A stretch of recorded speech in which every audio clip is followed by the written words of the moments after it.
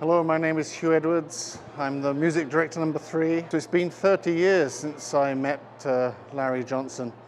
He was playing in the Oregon Symphony at the time, and it was just right by the stage door of the Schnitz that somebody introduced me. I think he was a little suspicious of me at first.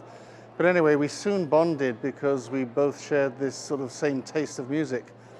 Bruckner, Wagner, Sibelius.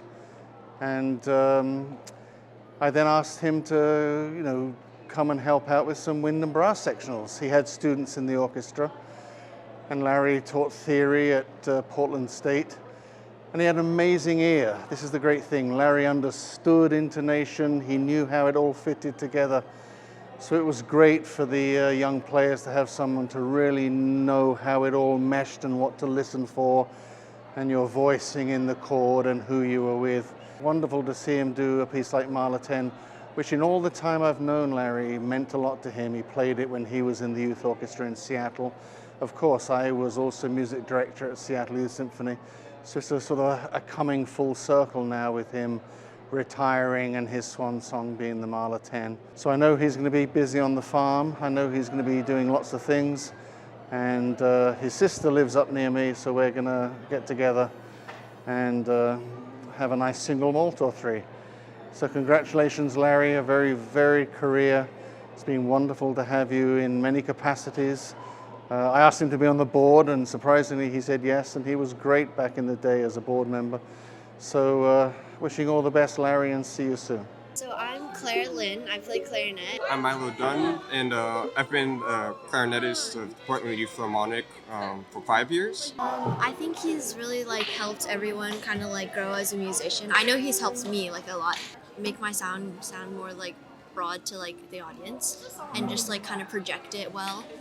That's something I did not know before how to do. For me, Larry has taught me a lot about why we play music, why we play for the audience, and he's been just a great mentor for me. Is just being a musician, just very simple things like showing up early at rehearsals and practicing consistently. He has a lot of passion when it comes to conducting, and it's just so fun to see him enjoy this. Yeah, and he's really hilarious. Lots of jokes. Yeah. If Larry was a food, what food would he be? Ooh. Oh, Okay. Are you thinking the same? Are we thinking the same thing? Yeah, like some kind of steak or something. Steak Really? and potatoes. I was gonna say he looks like a potato. Or potato, yeah. If Larry was a food, what food would he be? Potato. I think it'd be a potato too. A steak. I think that Larry taught us all that we can make it through, even if something seems really hard at first. I think Larry has been an awesome experience in our lifetime. My son Scott played for his orchestra back in 2004 or 5, and he continues to play French horn in an orchestra at the Oregon Symphony. He had lessons from Larry, and Larry has been an inspiration to him for many years. And we have loved being with the orchestra, and we will continue supporting the orchestra. We enjoyed being with the orchestra. We drove the truck to every concert, and worked as roadies for the and really admire what he did. And tonight's concert was absolutely fantastic and a wonderful way to finish a career. We appreciate it. So what to say about Larry? I has been very fortunate to be able to work with him for the last 4 years. He has been very kind with me since the very beginning. And I am very happy when Larry comes to Poway to rehearse with us because he plays, I can watch him playing his French horns, looking very happy alongside his students. And I believe that Larry has the secret formula for calling in that way, or the master key for calling in that way to find the best of every single student. So I think the organization is very fortunate to have him, and I believe that his retirement is going to be very sad for everyone, including me. But I think that the music is going to be always in his blood, and I think he will return back, maybe play with us a little bit. He always find the best from every single student, what every single student can give.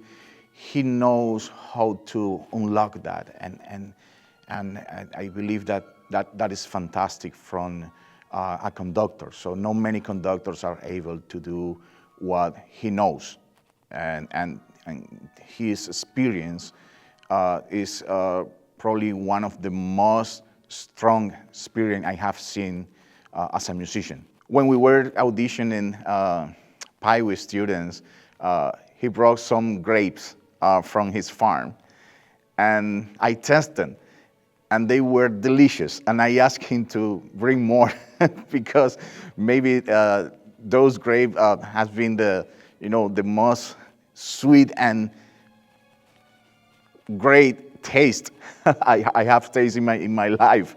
So the very, very tiny grapes, like green grapes, and still, feeling that fantastic taste in my mouth. Larry, goodbye.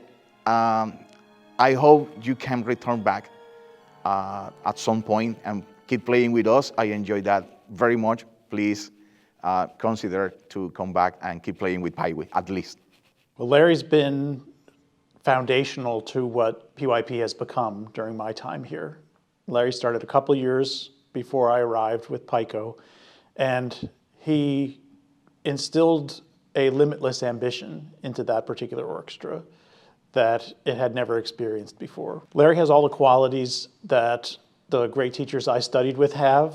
He's endlessly patient while not limitlessly patient. He's not afraid to repeat himself endlessly when it's important. He has strong basic principles that he believes in, both musically speaking and personally. He's a consummate professional, having been a professional musician for decades. And he has a certain human warmth that is present at all times, even in moments of great frustration, which his students can always sense in his teaching and conducting. Larry, you'll be missed. It's not going to be the same. PYP will never be the same. It can only move forward and do what it can do.